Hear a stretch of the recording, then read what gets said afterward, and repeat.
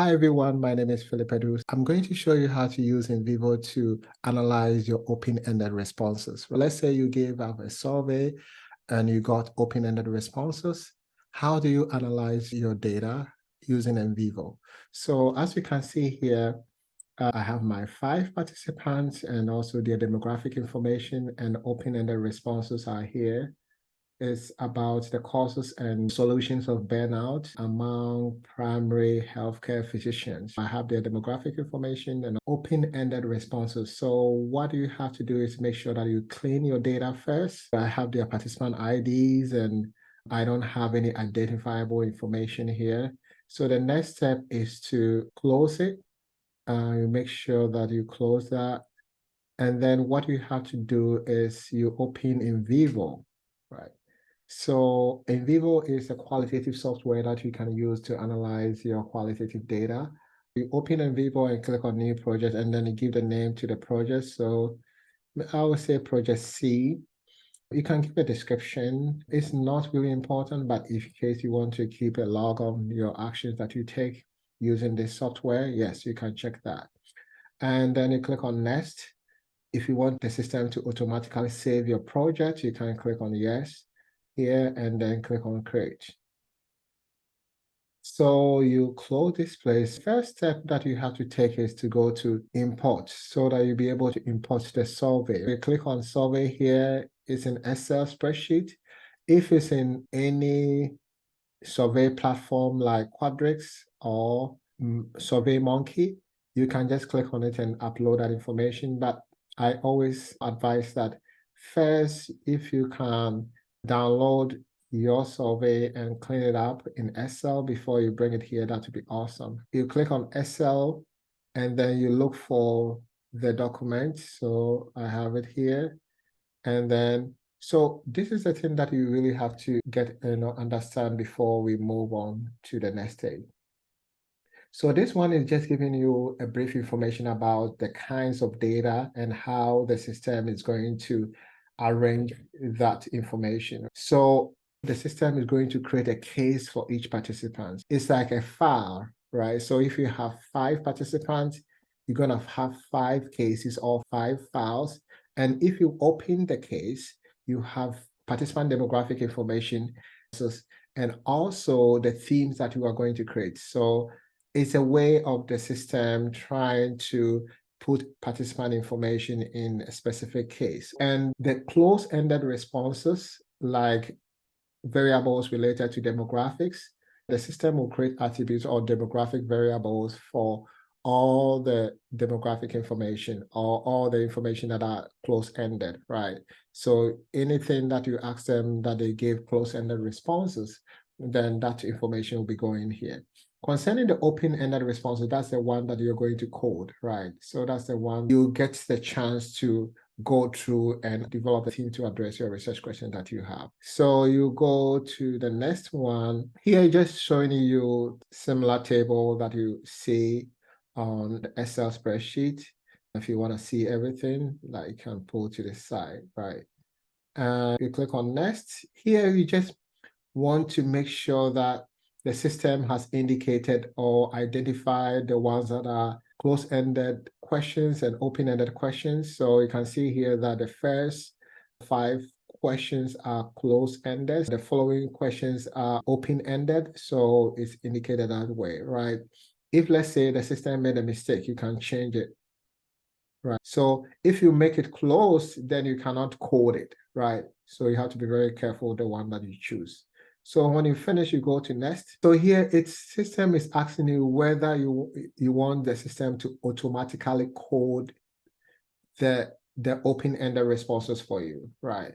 So do you want the system to automatically generate themes based on the open-ended responses, and you want the system to automatically generate sentiment? If you are interested in that, you can, let it do it for you. But the only problem is that the themes may not address your research question, may have nothing to do with your research question. So it may not be useful. It all depends on you. I'm not really interested in developing themes, but if you are interested in allowing the system to develop the themes for you, yes, you can choose that, but you always have to know that there's a limitation. The themes might have nothing to do with your research question. As you can see, it's downloading that information. I think it's finished. So click on close. And then you see here that I have the table here with all the demographic information and open-ended responses. So these are the responses that you can code. This one you cannot code, right?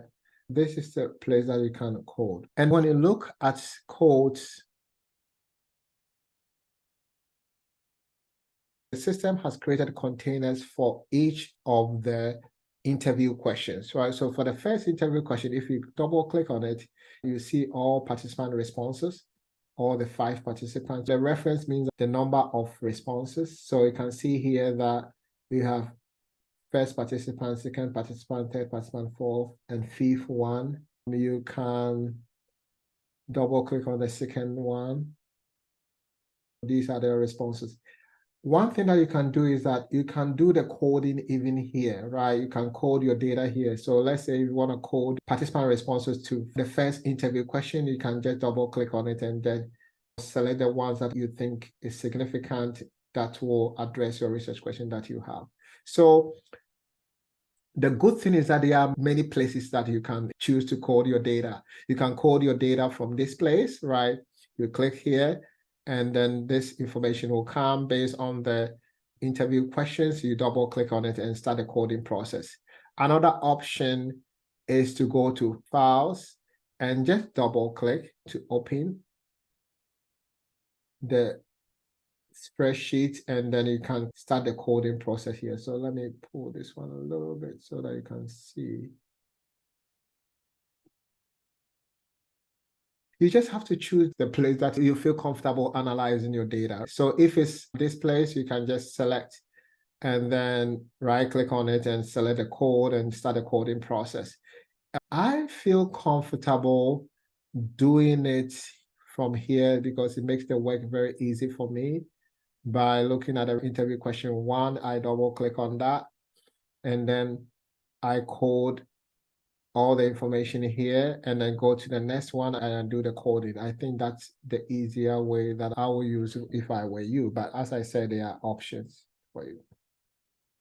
Now that you have uploaded the survey, what next? The next step is to start the coding process. The first thing that you have to do is click on code, right here, and then click close. You have to create containers for the research question that you have.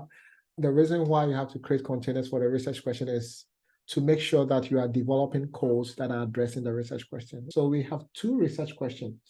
The first one is, what are the causes of burnout among primary healthcare physicians? And the second one, what can be done to reduce burnout among primary healthcare physicians? So you first have to label your research question. The first one, the label should be burnout causes, and the second one is burnout solutions. What we're going to do is we're going to create a container for each of the research questions. So you right click here, click this part, and I will say burnout causes. And then at the beginning, you can say parenthesis research question 1, just to remind you that it's for the research question 1. And then you can copy and paste the research question here, just to remind you, and then click on aggregate coding from children. So aggregate coding from children is when you are creating codes under each of the research question, you have the number of significant information connected to a specific code. So what will happen is that the system will add everything up in terms of the number of significant information connected to the codes and put it there as an aggregate or a total number of significant information. So that's why you have to check here. Let me show you an example so that you know what I'm talking about. You see the themes, the codes that are here, right? And this is a research question. You see that under reference, we have 2, 1, 1, 4, 1, 1, 1. All these are significant information connected to this code, right? So if you choose aggregate to the children, you are saying that the system should add everything here and put it here. So you see here that 14 is the sum of all the number of significant information connected to the codes. That's all about the aggregate coding from children. So you click on OK, and you do the same thing for the second research question. You right click here, you click on new code. First, you're gonna bring parentheses RQ2 burnout solutions, and then bring the research question here, because at the end of the day, you have to address the research question. And then click on aggregate coding from children and click on OK. So now you have the two research questions. What do you have to do next? You have to start a coding process, develop code, and help you to address a research question. So as I said, there are more than one place that you can start a coding process. I prefer clicking on this one. And if you want to see their responses, you click on here, and then you can start a coding process, right? You can go through and select the information that you think is significant. So if you think that this one is significant, addressing the first research question, you select, and what do you do? Coding is all about assigning labels to significant information. So if you think that this one is significant, what phrase do you have to use or code do you have to use to represent this one? So when you decide on the code, you click on the codes here so that it shows the research question. Let's assume that this one is talking about having numerous work-related tasks, having a lot of work to do. If it's related to question one, you right-click here, you click on new code, and then you bring the code that you have created there. This part, you can give a description. The description is all about what this code represents. It's not required for you to give the description, but if you want, you could do that. And then when you finish, you click on this one, right? Aggregate coding from children, and click on OK. So you can see here that I've created a code, but there's nothing in there. There's empty container. So what you have to do is drag and drop this one into that, and then it will change to one. This means that it's from one file, which is the SL file. That's why it's one here. Also, in this container is one significant information that has been dropped into this one. Let's assume that this one is significant, addressing the first research question. You right-click here, you decide on the code, you put the code information here, you describe, you check here, and then click on OK, and then you select and drop it. Let's assume that you finish coding these responses.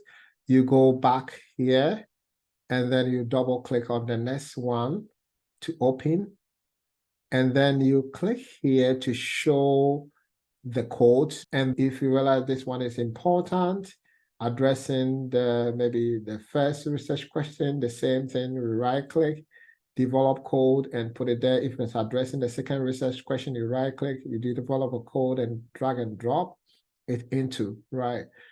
Let's assume that you don't want to do the coding from this place, but you want to do the coding from the spreadsheet. So let me quickly show you how to do that.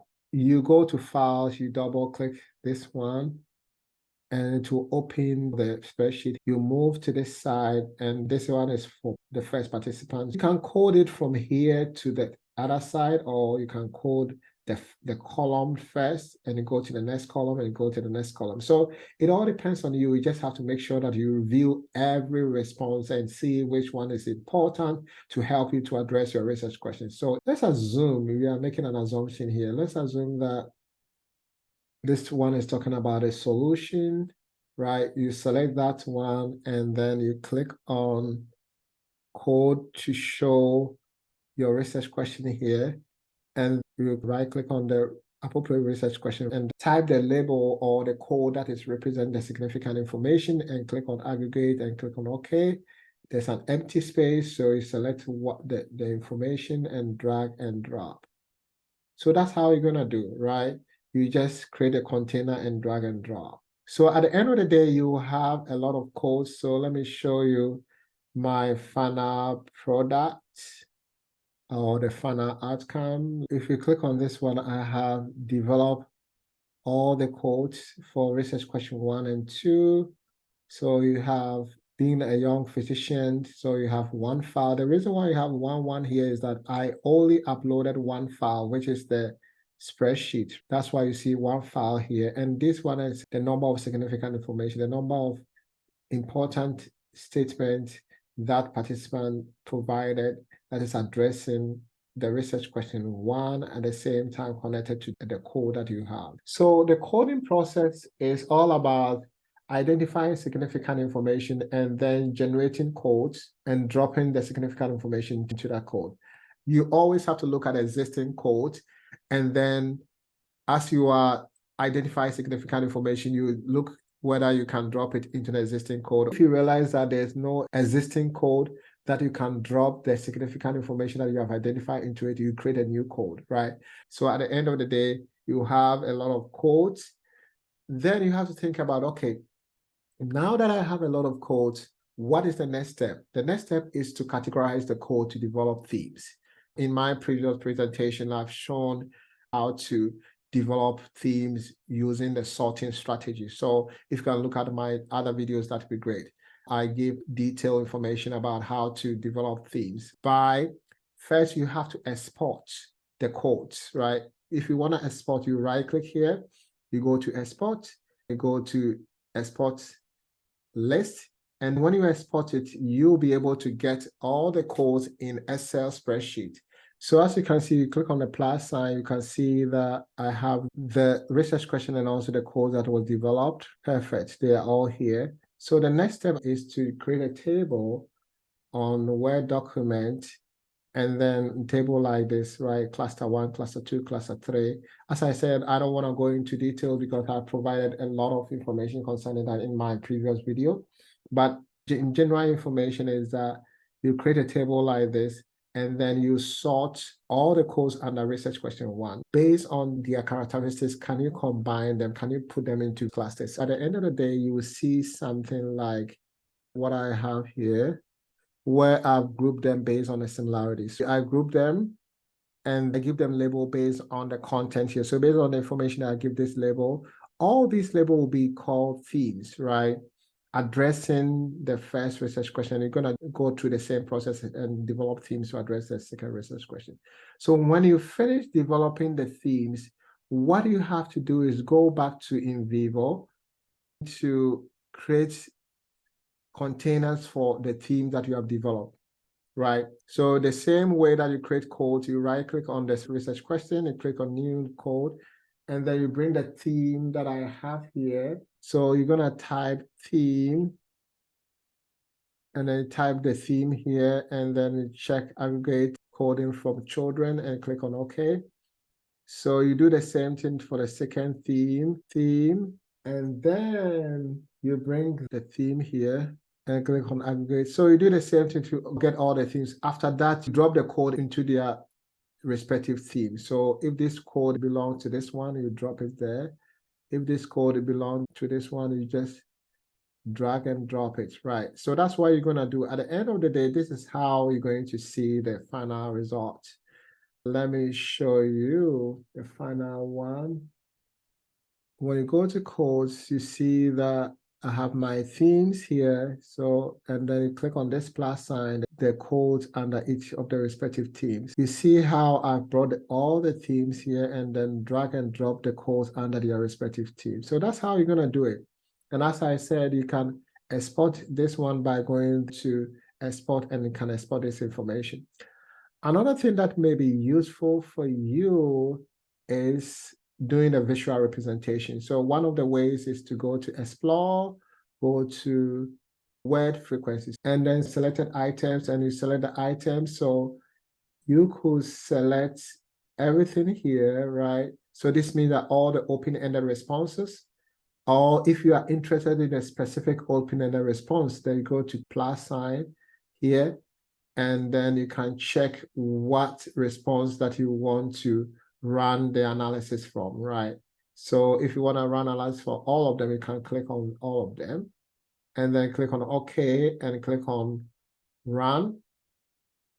So this one shows here that they use word 12 times, they use time 9 times, they use match 8 times, and when you want to get a word cloud, you click on word cloud here, and then it gives you a visual representation of the kind of words participants use. The bigger the font, the higher the frequency in terms of how many times the word was used. As you can see here, we have options here. You can click on any one that you think it will display the work better for you, you can click on it. So you can see that work was mentioned many times, and also time. And if you want to stop any word, you can right click and click on add to stop word and click on OK. So, and go back here and click on run query. So you see that the word match has been taken out. If you want to export, you right click here and go to export word cloud, and then you'll be able to export it in JPEG. The next one is, let's say you want to see how the word work was used, words that came after and before the word work. You can right click on the word and run test search. And then you can click on word tree and you can see the words before and after. You can also go here if you want to increase the word before and after, you can do that. This one is going to be very good for you to use when you are presenting the themes and you want to show things that they said about your work. You can describe or provide this information. You can right click on it and export that. So that's what you can do in terms of visual representation.